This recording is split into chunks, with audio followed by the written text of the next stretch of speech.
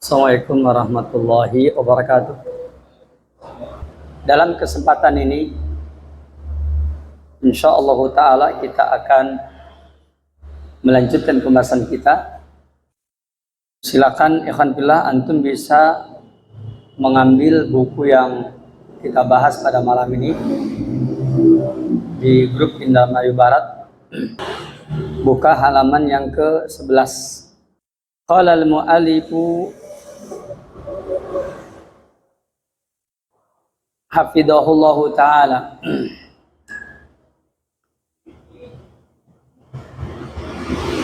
Qala Allah ta'ala fi wujubi tamassuki bil kitab wa sunnah. Allah tabaraka wa ta'ala berfirman tentang wajibnya berpegang teguh dengan kitab dan sunnah.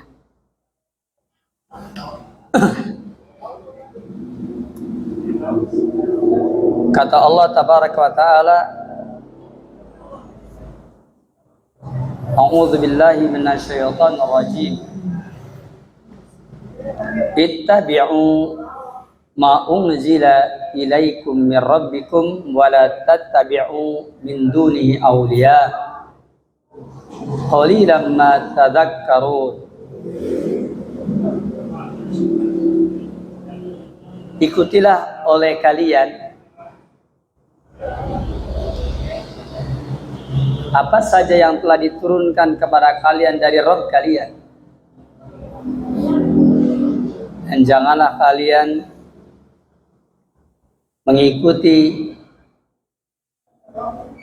wali-wali, pemimpin-pemimpin, pelindung-pelindung selain daripada Allah Subhanahu wa ta'ala. Qalilan ma tadhakkarun. Betapa sedikitnya kalian mengambil pelajaran. Firman Allah yang mulia ini terdapat dalam surah Al-A'raf ayat yang ketiga. Saya ulangi, firman Allah yang mulia ini terdapat di dalam surah Al-A'raf ayat yang ketiga.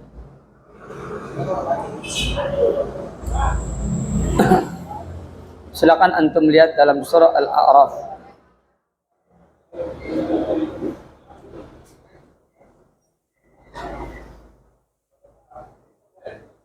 Yakni surat yang ke-7.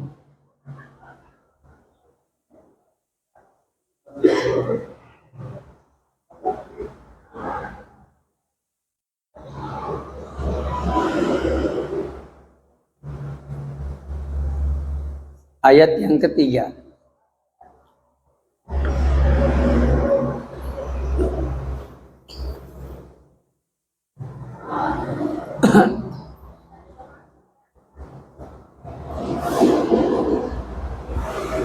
Selanjutnya, mari kita ambil istidlal, kesimpulan atau istinbat dari firman Allah yang mulia ini.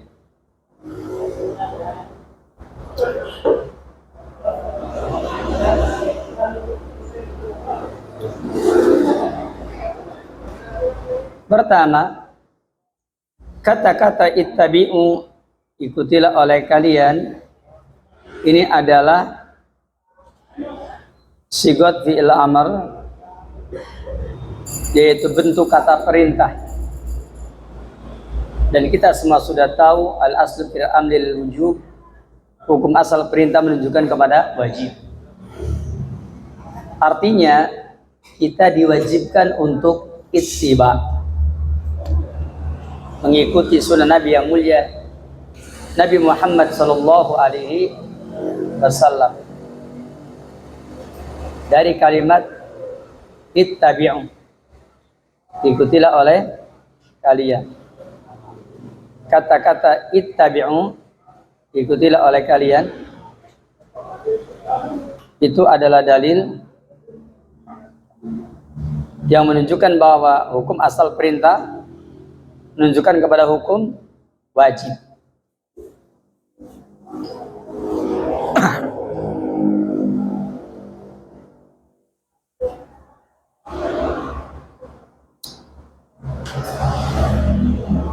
Maka dari firman Allah yang mulia ini menunjukkan wajibnya ittiba, mengikuti. Yang kedua, ma unzila ilaikum mir rabbikum, apa yang telah diturunkan kepada kalian dari Rabb kalian. Apa yang telah diturunkan kepada kalian dari Rabb kalian. Pertanyaannya adalah, apa yang telah diturunkan kepada kalian dari Rabb kalian? Jawabnya Al-Quran wa Sunnah. Dari mana kita mengetahui ini? Karena di dalam hadis riwayat Imam Abu Dawud, Nabi kita yang mulia bersabda, ala inni utitul kitaba wa mislahu ma'ahu. Ketahuilah sesungguhnya aku, ya, ala inni utitul kitaba wa mislahu ma'ahu. Ketahuilah sesungguhnya aku diberi Alkitab, yakni Al-Quran, wa mislahu ma'ahu, dan yang semisal Al-Quran, yakni As-Sunnah. Artinya kita diperintahkan supaya ittiba, mengikuti Al-Quran dan As-Sunnah.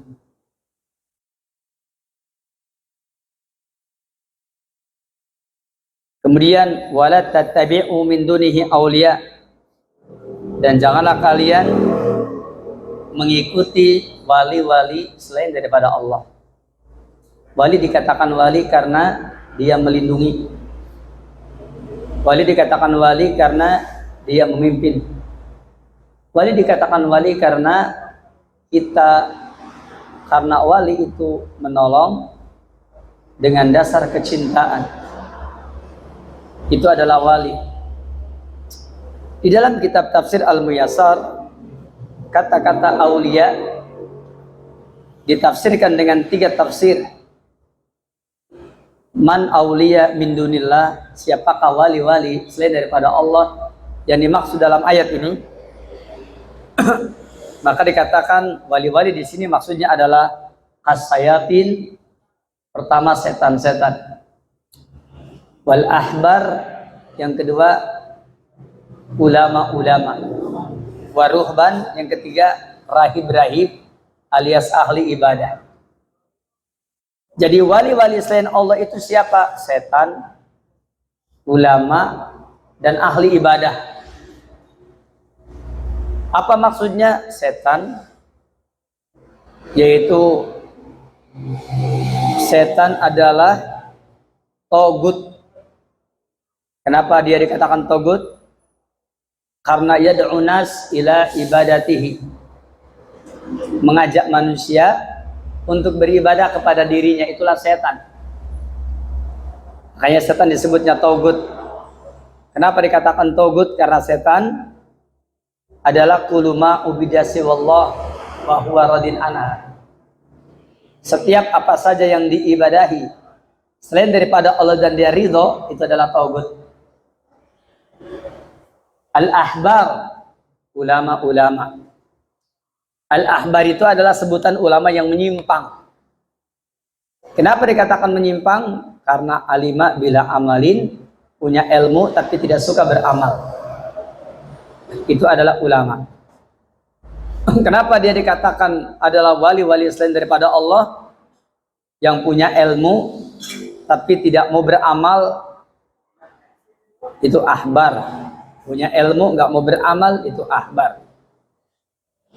Dia punya ilmu tidak mau beramal. Ahbar ini julukan ulama Yahudi. Kenapa ulama Yahudi dikatakan togut? Karena ulama Yahudi ini punya ilmu, nggak mau beramal. Yang keduanya, punya ilmu dan dia ilmunya pengen ditaati, meskipun ya dalam bermaksiat kepada Allah dengan ilmunya. Ahbar itu adalah ulama yang pengen ditaati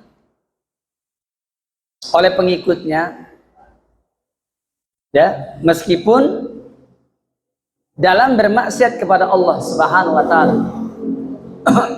Siapa yang minta ditaati dengan ilmunya ketika dia bermaksiat kepada Allah, maka itu adalah taugut. Ya. Makanya kata Imam Ibnu Qayyim Al-Jauziyah, taugut itu adalah kullu ma yatajawaju haddahu, semua yang melampaui batas min ma'bud, yang baik yang diibadahi, au muta, atau yang ma'bud, au matbu, yang diikuti, au muta, atau yang ditaati.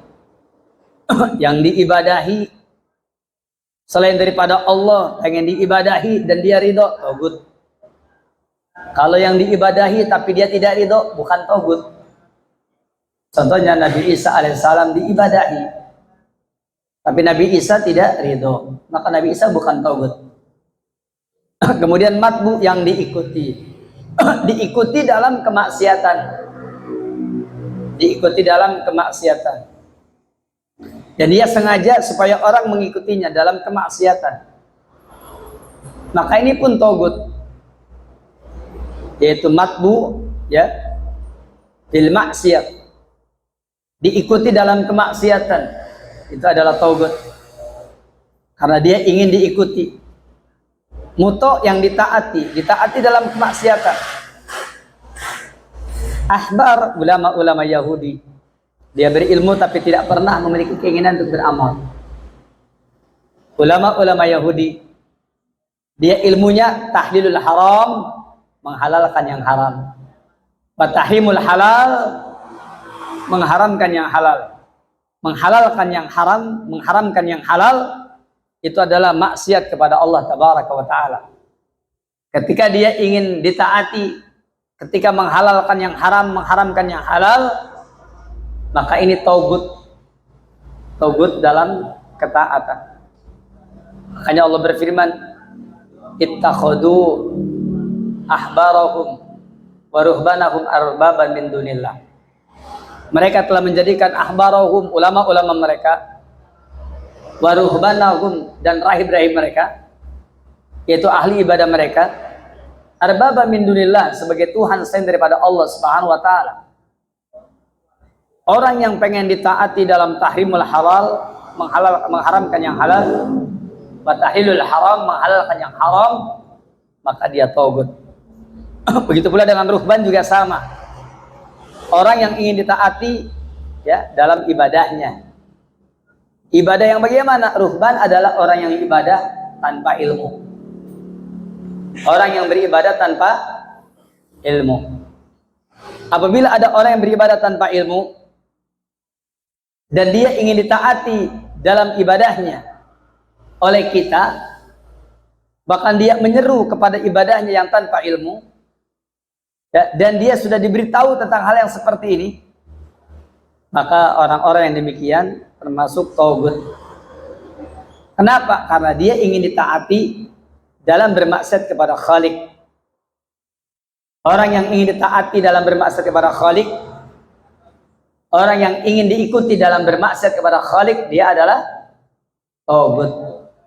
Makanya kata Imam Ibnu Qayyim Al-Jauziyah, yaitu kullu ma yatajawaju haddallah, kullu ma yatajawaju haddahu, setiap apa saja yang melampaui batasnya, min ma'bud au matbu au muta, bahwa taugut. Apakah yang diibadahi ataukah yang ditaati, ya, yang diikuti ataukah yang ditaati, maka itu adalah taugut. Ini adalah dalil yang pertama. Dan di penghujungnya Allah berfirman, qalilan ma tadzakkarun, betapa sedikitnya orang yang bisa mengambil pelajaran, betapa sedikitnya orang yang bisa mengambil ibrah lalu dia kembali kepada kebenaran. Innakum qalilan ma tatta'iduna wa ta'tabiruna wa tarji'una ilal haq. Sesungguhnya kalian sedikit, kalian yang mengambil pelajaran, yang mengambil nasihat, mengambil pelajaran, lalu kalian kembali kepada al-haq. Ini adalah dalil yang pertama. Dengan kata-kata ittabi'u dalil yang menunjukkan bahwa wajibnya kita berpegang teguh dengan kitab dan sunnah. Kemudian yang keduanya. Yang kedua adalah firman Allah Tabaraka wa Ta'ala yang Allah firmankan dalam surah Ali Imran ayat 132. Di dalam surah Ali Imran, ya, yaitu surat yang ketiga, pada ayat yang ke 132, ya, Allah berfirman,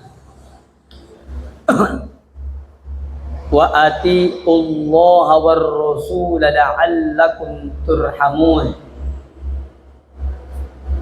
Taatlah kalian kepada Allah dan taatlah kalian kepada Rasul. Kalimat wa atiullaha war rasul, taatlah kalian kepada Allah dan taatlah kalian kepada Rasul. Pertama, ini menunjukkan wajibnya taat kepada Allah dan Rasul. Karena kata-kata atiu adalah al-amru, perintah. Al-aslu fil amri wujub, hukum asal perintah menunjukkan kepada wajib. Berdosalah orang yang tidak taat kepada Allah dan tidak taat kepada Rasulnya. Yang kedua, taat kepada Allah mutlak tanpa reserve. Taat kepada Rasulnya mutlak tanpa reserve. Ini adalah dalil yang menunjukkan bahwa setiap kita wajib taat kepada Allah. Dan setiap kita wajib taat kepada siapa? Kepada Rasulnya. Itu mutlak. Taat kepada Allah mutlak tanpa reserve. Taat kepada Rasulnya mutlak tanpa reserve.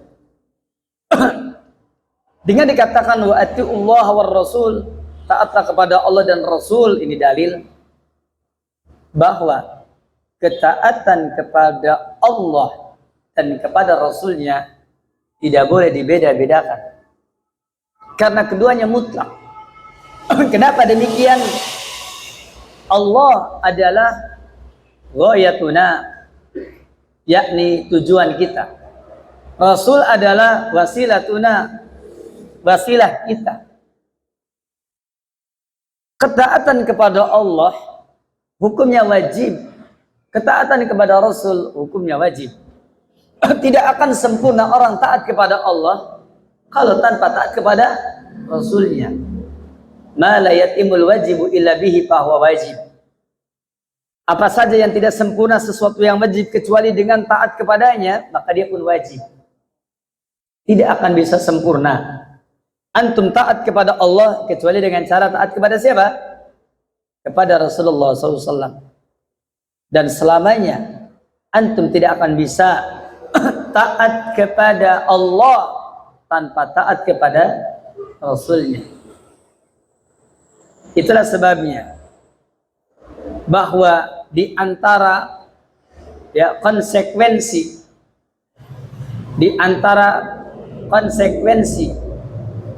yakni orang yang memiliki syahadat wa asyhadu anna Muhammadan abduhu wa rasuluh, konsekuensi aku bersaksi bahwa tidak ada zat yang bahwasanya Muhammad itu adalah hambanya dan utusannya, konsekuensinya adalah la ya'budullaha, siapapun orangnya tidak akan bisa beribadah kepada Allah illa kecuali bima syara'ahu Rasulullah SAW, kecuali dengan segala sesuatu yang disyariatkan oleh siapa?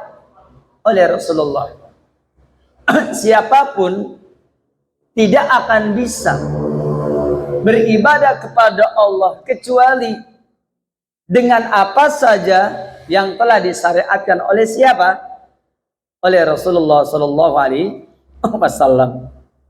Maka wa atiullaha war rasul, taatlah kalian kepada Allah, taatlah kalian kepada Rasul, la'allakum turhamun, mudah-mudahan kalian dirahmati. Apa maknanya? Ya, liturhamu fala tu'adzabu, supaya kamu dirahmati maka kamu tidak diazab. Ya, kata-kata la'alakum turhamun maknanya liturhamu, supaya kamu dirahmati, fala tu'adzabu, maka kamu tidak akan diazab. Artinya taat kepada Allah, taat kepada Rasulnya menyebabkan kamu akan dirahmati dan tidak akan diazab. Begitu. Dalam kitab Al-Mukhtasar fi Tafsir diterangkan la'allakum tanaluna rahmata fid dunya wal akhirah. Ya, kamu pasti, ya, barakallahu fikum, antum harus mengerti kata-kata la'ala fil Quran sebagaimana tafsiran Abdullah bin Abbas radhiyallahu an. Kata-kata la'ala fil Quran, la'ala min Allah, la'ala yang datang dari Allah, fahuwal wajib, maknanya wajib. La'allakum turhamun maknanya kamu wajib mendapatkan rahmat, kamu wajib dirahmati, kamu wajib disayangi. Itu kata-kata la'ala. Kata Ibnu Abbas radhiyallahu an, beliau mengatakan kata-kata la'ala fil Quran maknanya al-wajib. Maka la'allakum turhamun yakni la'allakum tanaluna ar-rahmata fid dunya wal akhirah. Mudah-mudahan kalian memperoleh rahmat, maknanya kalian pasti mendapatkan rahmat. Ya, la'allakum di sini ya, kalau antum menerangkan kepada umat, jangan mudah-mudahan nantinya antum akan mendapatkan celotehan seperti orang-orang di luar Islam. Ketika kita berselawat kepada Nabi, ngomongnya apa? Nabi Muhammad itu nggak yakin masuk surga. Kenapa? Masih diselawatin. Selawat artinya doa, didoain terus. Muhammad diselawatin, didoain terus. Kata mereka, kaum muslimin boro-boro mau masuk surga, nabinya aja nggak yakin masuk surga. Tapi kalau kami, ya Tuhan kami sudah pasti masuk surga. Kalau kaum muslimin nabinya aja nggak yakin. Buktinya apa? Didoain terus. Barakallahu fikum. Bersalawat yang datang dari Allah kepada Nabi Muhammad itu as-sana'u, sanjungan Allah, ya, yaitu alal mala'il a'la, amamal mala'il a'la, di depan komunitas yang tertinggi, di hadapan para malaikat menyanjung memuji-muji Nabi Muhammad. Itu makna salawat dari Allah kepada Nabi Muhammad, sebagaimana penafsiran Abu Aliyah rahimahullahu taala dan ulama tafsir dari kalangan sahabat Nabi, tabi'in dan yang lainnya tentang makna salawat Nabi Allah dari Allah kepada Nabi. Yang keduanya, salawat dari malaikat kepada Nabi Muhammad, yakni maknanya adalah ad-du'a, mendoakan. Begitu. Mendoakan karena Nabi Muhammad adalah hamba Allah yang berhak mendapatkan tempat yang tertinggi. Adapun salawat kita kepada Nabi Muhammad SAW adalah mengharapkan pahala. Dengan kita bersalawat kita mendapatkan pahala. Bukankah Nabi kita yang mulia bersabda dalam riwayat Imam Al-Bukhari, man shalla alayya salatan sallallahu alaihi ajran, man shalla alayya salatan sallallahu alaihi asran. Barang siapa yang bersalawat kepadaku satu kali salawat, Allah akan balas salawatnya yakni 10 kali. Artinya kalau kita bersalawat kepada Nabi Muhammad, maka pahala yang akan kita dapatkan adalah nama kita disebut-sebut, nama kita disanjung di hadapan para malaikat. Itu tujuan salawatnya kita kepada Nabi Muhammad sallallahu alaihi wasallam. Maka dikatakan la'allakum turhamun, la'allakum tanaluna rahmata fid dunya wal akhirah, kalian pasti akan mendapatkan kasih sayang di dunia dan di akhirat. Inilah makna la'allakum turhamun dari surah Ali Imran ayat yang ke-132. Dan kita tahu kata la'allakum turhamun ini merupakan dalil min asbabi husulir rahmat, bahwa di antara sebab seorang hamba mendapatkan kasih sayang Allah itu karena apa? Taat kepada Allah dan taat kepada Rasulnya. Inilah makna wajibnya kita berpegang teguh kepada Al-Quran dan As-Sunnah. Berikutnya firman Allah Tabaraka wa Ta'ala yang Allah firmankan di dalam surah An-Nisa ayat yang ke-59. Allah tabaraka wa taala berfirman dalam surah An-Nisa ayat yang ke-59. Allah berfirman, ya ayyuhalladzina amanu, wahai ingatlah orang beriman, atiullaha, taatlah kalian kepada Allah, wa atiur rasulah, dan taatlah kalian kepada Rasul. Lihat, taatlah kepada Allah, taatlah kepada Rasul. Fa in tanaza'tum, lalu apabila kalian berbantah-bantahan tentang sesuatu, farudduhu, maka kembalikanlah ilallahi, ya, kepada Allah, war Rasul, dan kepada Rasul. In kuntum tu'minuna billah, jika kalian beriman kepada Allah wal yaumil akhir, hari akhir, dzalika khairu wa ahsanu ta'wila, yang demikian itu lebih baik dan sebaik-baiknya penyelesaian. Kalimat ya ayyuhalladzina amanu, wahai ingatlah orang-orang yang beriman, ini dalil bahwasanya seruan kepada orang yang beriman kepada Allah, membenarkan Allah sebagai Rabbnya, membenarkan Muhammad sebagai Rasulnya, dan mengamalkan dengan syariatnya, yaitu syariat Allah lewat lisan Rasulnya yang sampai kepada kita. Sebagaimana kata Al-Imam Muhammad bin Syihab Az-Zuhri ta'ala berkata, ar-risalatu minallah, risalah datangnya dari Allah, wa ala rasuli al-balag, kewajiban Rasul menyampaikan, wa alaina at-taslim, sedangkan kewajiban kita adalah at-taslim, berserah diri kepada Allah Subhanahu wa taala. Kemudian di dalam firman Allah yang mulia ini, atiullah, taatlah kalian kepada Allah, ini ketaatan secara mutlak seperti yang tadi sudah saya jelaskan. Wa atiur rasul, taatlah kepada Rasul, adalah ketaatan secara mutlak. Kalau tadi di awal ada atiullah war Rasul, taatlah kepada Allah dan Rasul. Apa faedahnya taat kepada Allah, taat kepada Rasul? Yakni dua-duanya mutlak. Yang keduanya, kedudukan ketaatan kepada Allah dan Rasul yakni sama. Sama-sama apa? Sama-sama merupakan kewajiban. Karena tidak bisa dipisahkan kewajiban taat kepada Allah dan juga kewajiban taat kepada Rasul sama. Cuma bedanya taat kepada Allah adalah ghaya, yakni yang menjadi tujuan. Taat kepada Rasul adalah wasilah, yakni perantara. La yatimul wajibu illa bihi, wajib. Tidak sempurna melaksanakan sesuatu yang wajib taat kepada Allah kecuali dengan dia, yakni taat kepada Rasul. Maka bahwa wajib, maka dia wajib hukumnya. Artinya taat kepada Rasul wajib sebagaimana taat kepada Allah Subhanahu wa taala.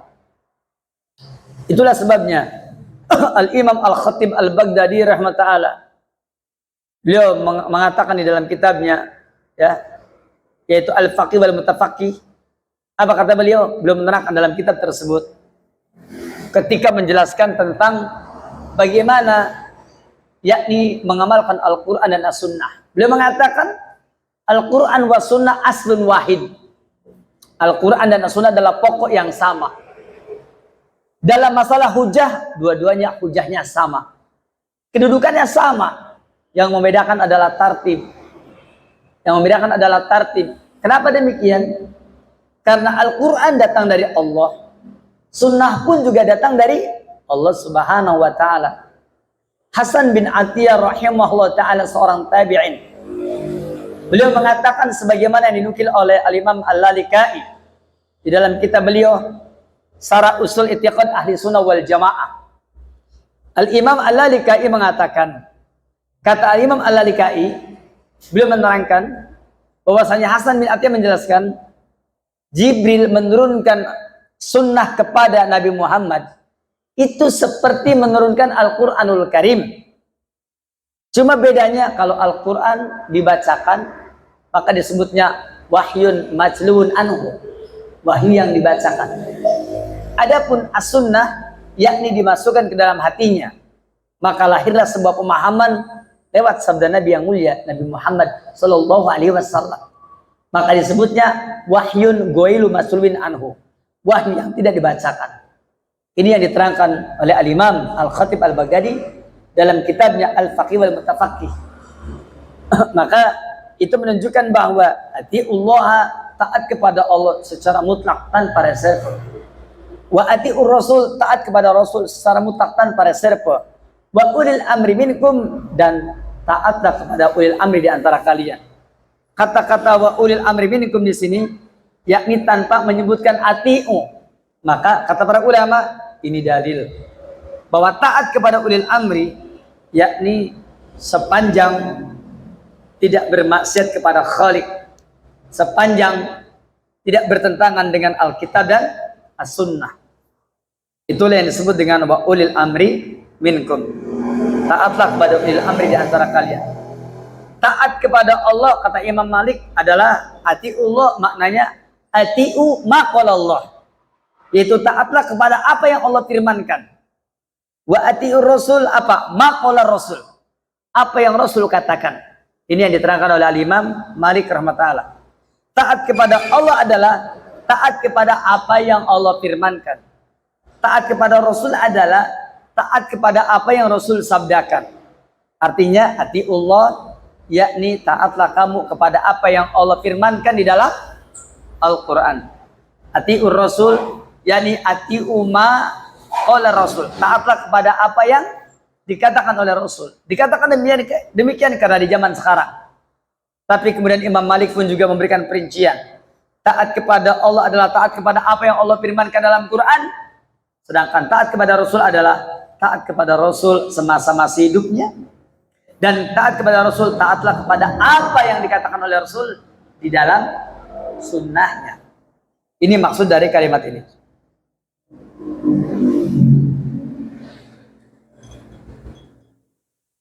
Fa in tanaza'tum fi syai'in, apabila kalian berbantah-bantahan tentang sesuatu. Kata-kata fi syai'in yakni min umuri dinikum wa dunyakum. Apabila kalian berbantah-bantah tentang sesuatu dari urusan agama kamu dan dari urusan dunia kamu. Bukankah urusan dunia dikembalikan kepada kita? Jawabnya iya, ketika sepakat. Ketika sepakat dikembalikan kepada diri kita. Idza kana syai'un min amri dunyakum, kalau sesuatu adalah urusan dunia kalian, fa antum a'lamu bihi, kamu lebih tahu. Itu kalau sepakat. Tapi kalau urusan dunia kalian tidak sepakat dan kalian berbantah-bantahan tentang urusan-urusan dunia, maka kembalikan kepada Allah dan Rasulnya. Kalau tidak sepakat dalam urusan-urusan dunia, demikianlah salah satu tafsiran yang pernah saya dengar sendiri dari lisan guru kami Ustadzul Karim Abdul Hakim bin Abdad Hafidhullah Ta'ala ketika beliau menerangkan tentang masalah ini. Bahkan juga di dalam sebagian tulisan beliau, seingat saya, ya, fa in tanaza'tum fi syai'in min umuri dinikum wa umuri dunyakum, urusan agama kamu dan urusan dunia kamu, farduhu illallah war rasul, maka kembalikan kepada Allah dan Rasul. Yakni kembalikan kepada Allah, kepada apa yang Allah firmankan dalam Quran, kepada Rasul, yakni kepada Rasul semasa hidupnya, dan kepada apa yang Rasul sabdakan di dalam sunnahnya. Di zaman dahulu pernah terjadi perselisihan antara Jabir bin Abdullah dan tetangga sawahnya. Dan sekarang kaum muslimin, saya tidak tahu kalau di Indramayu di Subang lagi susah air ya. Sama apa tidak? Sama apa tidak? Sama. Sekarang lagi ramai orang berebut air. Di zaman dahulu telah terjadi. Antum bisa lihat dalam kitab Sahih Bukhari. Jabir bin Abdullah pernah berselisih dengan tetangganya, tetangga sawahnya, tetangga ladangnya, tetangga kebunnya. Ya, ternyata waktu itu keduanya berselisih tentang giliran. Barakallahu fikum. Kira-kira giliran pengairan sawah, pengairan ladang itu bebas apa tidak? Bebas aja. Tapi dua orang ini berselisih. Kata Jabir bin Abdullah, aku dulu, nanti baru engkau, karena sawahku di depan, engkau di belakang. Yang ini nggak bisa. Kamu tahan dulu, ke saya dulu, baru ke ente. Berselisih. Barakallahu fikum. Giliran air, urusan dunia, urusan akhirat. Akhirnya keduanya datang kepada Rasulullah SAW dan minta dihukumi. Inilah makna fa in tanaza'tum fi syai'in farudduhu ila Allah wa Rasul. Datanglah kepada Rasulullah SAW, maka kata Rasul, ya Jabir bin Abdullah, isilah dulu, yakni ke sawahmu, ke ladangmu, nanti setelah itu baru ke tetanggamu. Tetangganya ternyata keberatan. Harusnya dia tidak boleh keberatan dengan keputusan Rasul. Ini keberatan. Akhirnya apa? Akhirnya Rasul SAW, yakni ketika dia tidak ridho dengan keputusan Rasul, maka Rasul mengatakan, Ya Jabir bin Abdullah, Ya Jabir bin Abdullah, alirkan air tersebut ke tempat kamu, ke sawahmu, terus sampai naik ke akarnya. Seperti itu. Sudah sampai di situ. Rasul nggak bilang alirkan ke tanah berikutnya. Kenapa? Ini adalah peringatan kepada orang yang menentang apa? Menentang perintah Rasulnya Nabi Muhammad Sallallahu Alaihi Wasallam. Barakallahu fikum jemaah sekalian. Ini dalil bahwasanya menentang sunnah Nabi yang mulia bukan urusan yang sepele, tapi ini adalah urusan yang besar. Seperti itu. Dikatakan Barudduhu illallah wa rasul in kuntum tu'minuna billahi wal yawmil akhir. Jika kalian beriman kepada Allah dan hari akhir. Jika kalian beriman kepada Allah dan hari akhir. Dalika khairu wa ahsanu ta'wila. Yang demikian itu lebih baik dan sebaik-baiknya penyelesaian. Demikian diterangkan di dalam keterangan ini, yaitu sebagai dalil berikutnya. Selanjutnya, kemudian dalil yang keberapa ini? Keempat.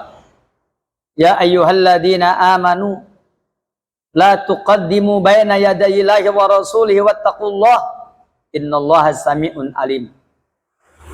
Allah berfirman di dalam Al-Qur'anul Karim, yakni ya ayyuhalladzina amanu, wahai ingatlah orang-orang yang beriman, la tuqaddimu baina yadayillahi wa rasulihi. Di dalam surah Al-Hujurat ayat yang ke-1 ini Allah berfirman, hei orang-orang yang beriman, la tuqaddimu baina yadayillahi wa rasuli. Janganlah engkau mendahului Allah dan Rasulnya. Ini dalam surah Al-Hujurat, yaitu surah yang ke-49. Pada ayat yang ke-1. Allah tabaraka wa ta'ala berfirman, la tuqaddimu baina yadayillahi wa rasuli. Janganlah kamu mendahului siapa? Allah dan Rasulnya. Maka firman Allah tabaraka wa ta'ala yang mulia ini, la tuqaddimu baina yadayillahi wa rasuli, ditafsirkan oleh Ibnu Abbas. Apa tafsir dari la tuqaddimu baina yadayillahi wa rasuli? Kamu jangan mendahului Allah dan Rasulnya. Ai la taqulu khilafal kitabi wa sunnah. Kamu jangan berkata menyelisih kitab dan sunnah.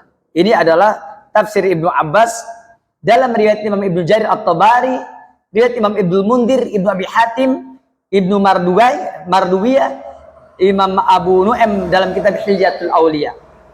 Kalimat la tuqaddimu baina yadayillahi wa rasuli. Kamu jangan mendahului Allah dan Rasulnya. Maknanya la taqulu khilafal kitabi wa sunnah. Kamu jangan mengatakan sesuatu yang menyelisih kitab dan sunnah.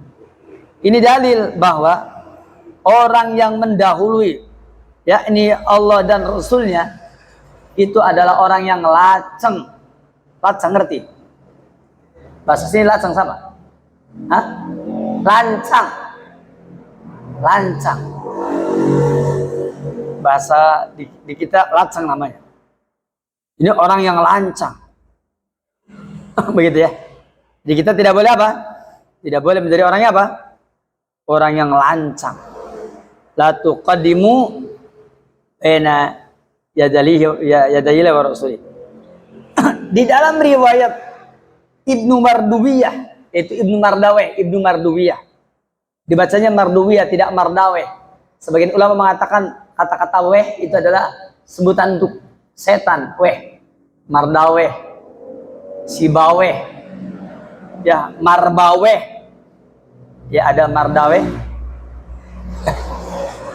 Kata Aisyah radhiyallahu anha yang dinukil oleh Ibnu Marduwiyah, apa? La tasumu qabla an yasuma nabiyukum.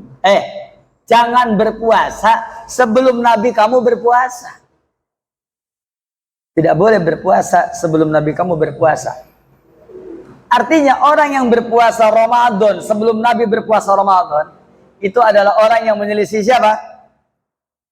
menyelisihi Allah dan Rasul, yang menyelisihi kitab dan sunnah. Ini tidak boleh. Contohnya itu.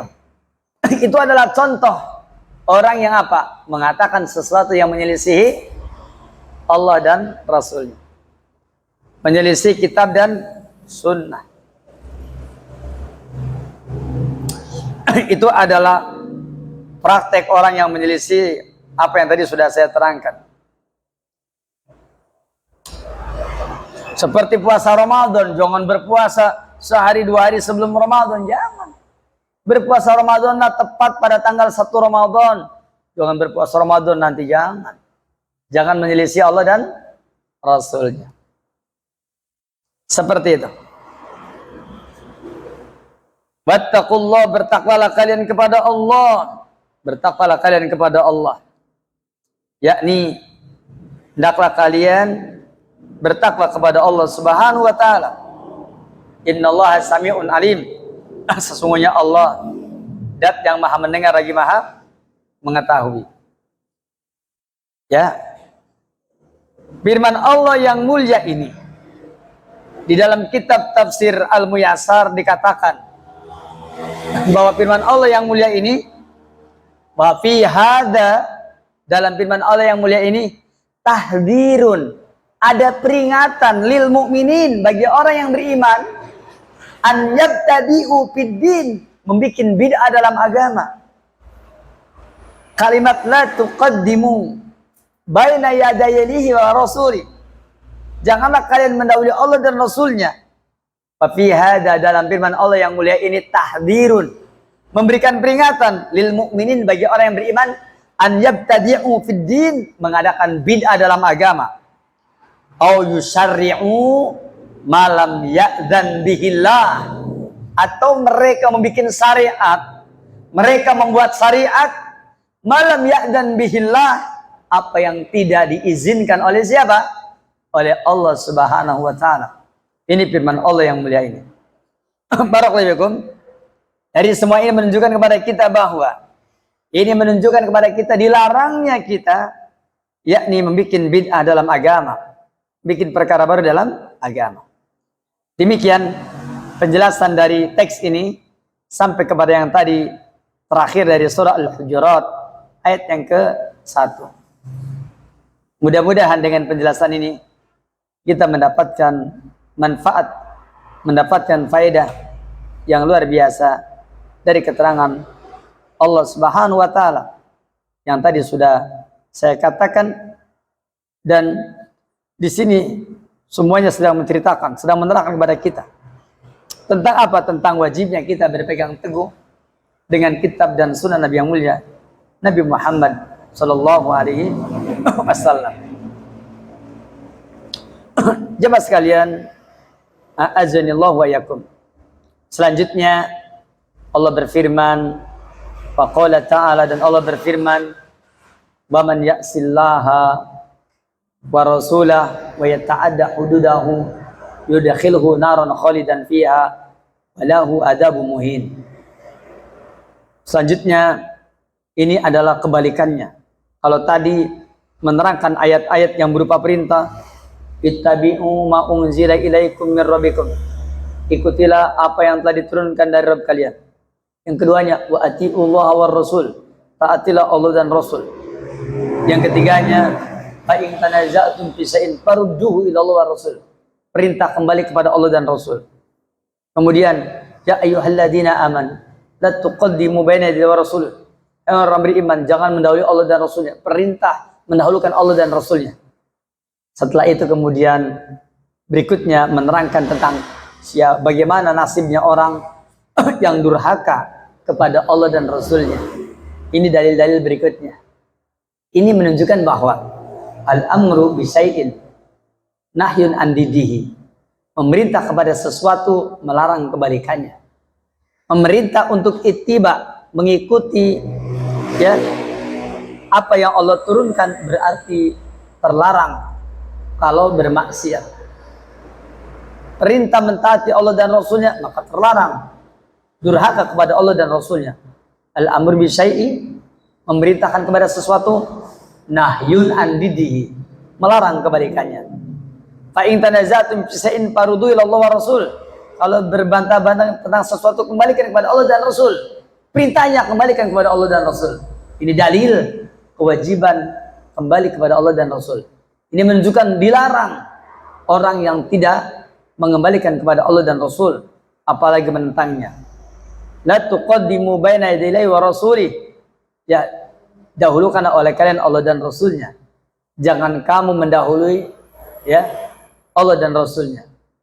Dahulukan oleh kalian Allah dan Rasul. Jangan mendahului Allah dan Rasul. Maka dalil-dalil berikutnya adalah sebaliknya. Wa man ya'sillaha wa rasulahu wa yata'adda hududahu yudkhilhu naran khalidan fiha wa lahu adzabun muhin. Diterangkan di dalam Al-Qur'anul Karim surah An-Nisa ayat yang ke-14.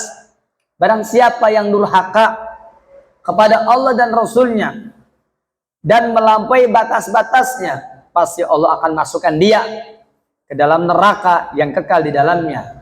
Bagi dia azab yang menghinakan. Kalimat yudkhilhu naran khalidan fiha, Allah masukkan dia ke dalam api neraka, ya, yakni ke dalam api neraka, kekal di dalamnya. Maka dikatakan ini adalah maksiat kepada Allah dan Rasulnya bil kulliyah, secara keseluruhan.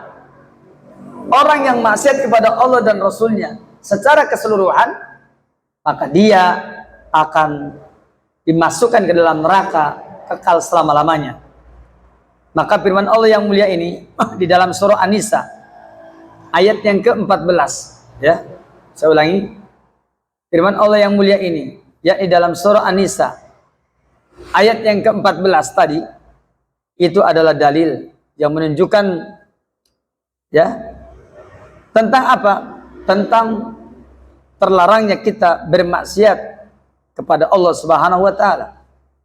Kita tidak boleh bermaksiat kepada Allah Tabaraka wa taala.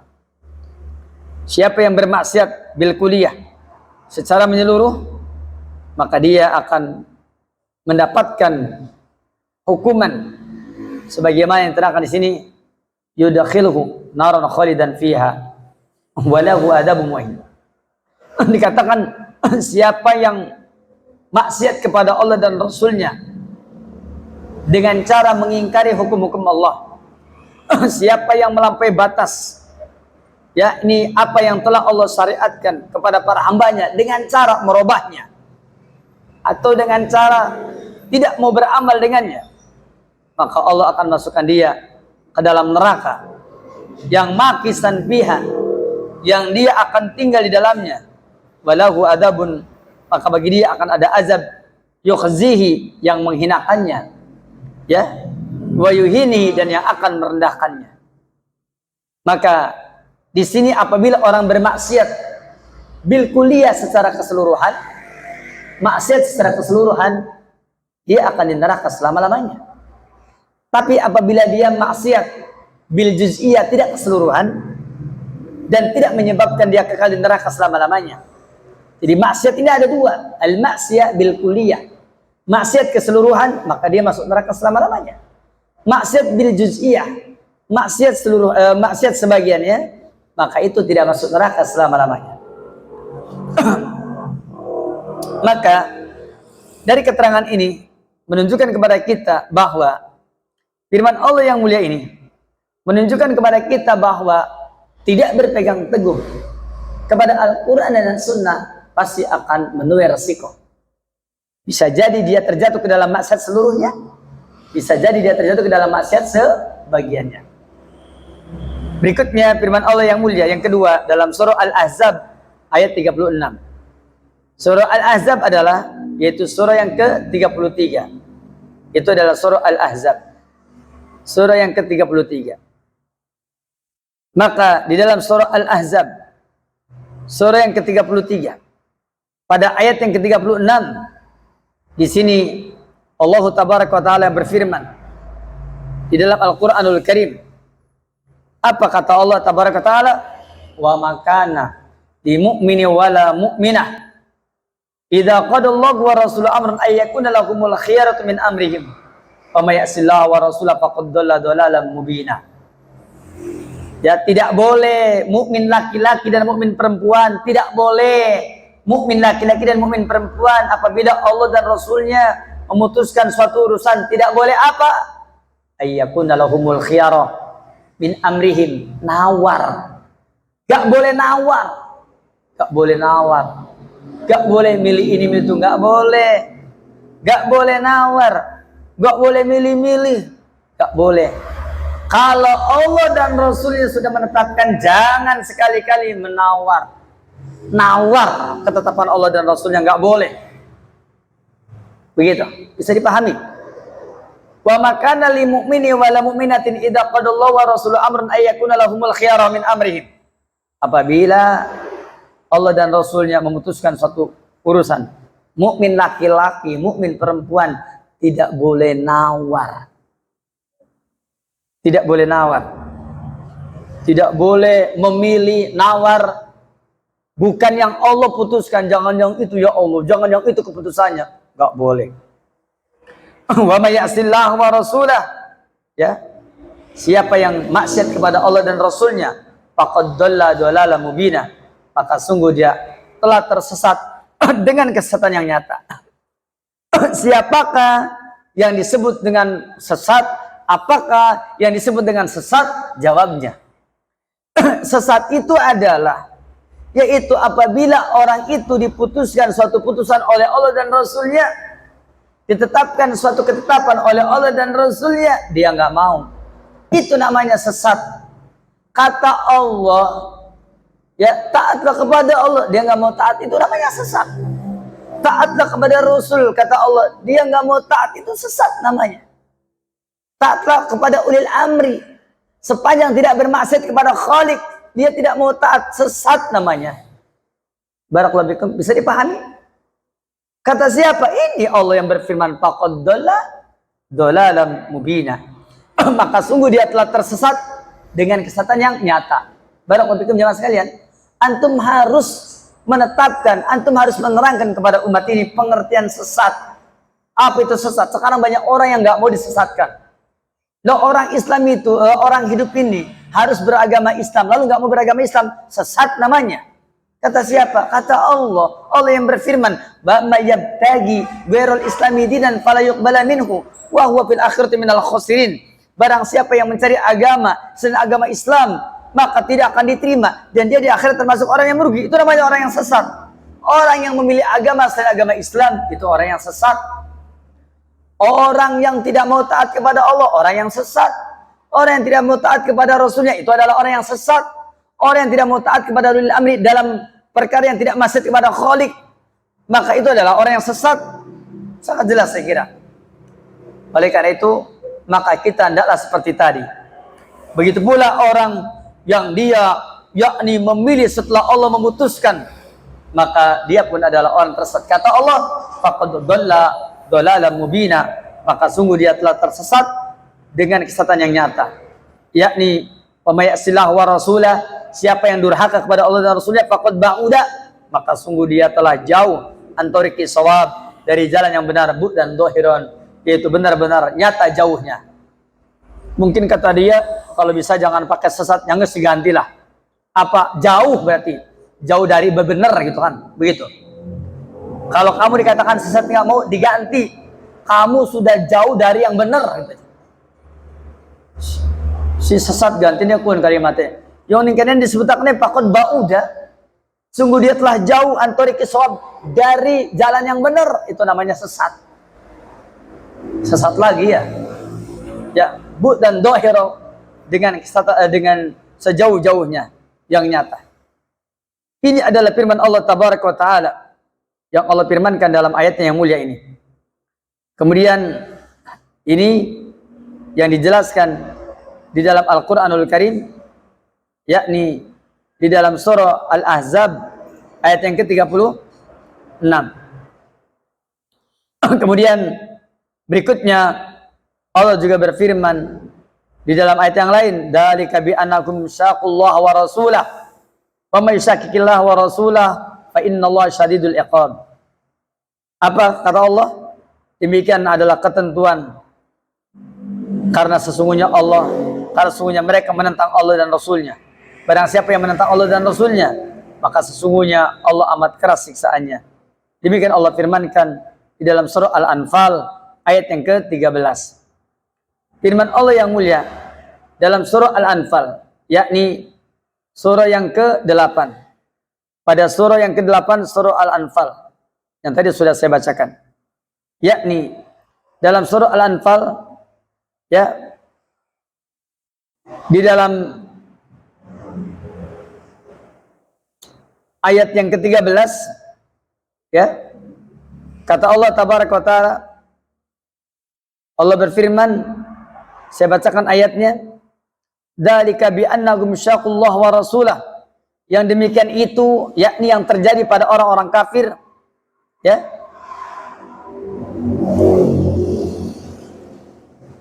yaitu ditebasnya leher mereka, ditebasnya kepala mereka, leher mereka dan jari mereka dengan sebab saqullah wa rasulah. Mereka menentang Allah dan Rasulnya. Wa may yushaqiqillah wa rasulah, siapa yang menentang Allah dan Rasulnya, fa innallaha syadidul iqab, maka sesungguhnya Allah itu adalah zat yang sangat keras siksaannya. Artinya siapa yang menyelisih perintah Allah dan Rasulnya, maka Allah sangat keras siksaannya di dunia maupun di akhirat. Demikian keterangan-keterangan ini, yakni dari mulai apa yang Allah firmankan di dalam surat An-Nisa pada ayat yang ke-14, surat Al-Ahzab ayat yang ke-36, kemudian surat Al-Anfal ayat yang ke-13, semuanya menunjukkan itulah resiko dan konsekuensi orang yang menentang Allah dan Rasulnya. Orang yang tidak mau mengikuti ketetapan Allah dan Rasulnya. Orang yang betul-betul mengingkari dan menentang ketetapan Allah dan Rasulnya. InsyaAllah ta'ala nanti kita akan teruskan di pertemuan yang akan datang, yaitu beberapa dalil yang lain yang berkenaan dengan pentingnya setiap kita mengikuti sunnah Nabi yang mulia, Nabi Muhammad SAW. Semoga bermanfaat, semoga berfaedah. Wa sallallahu ala nabiyina Muhammadin wa ala alihi wa sahbihi ajma'in wa akhir da'wana anil hamdulillahi rabbil alamin.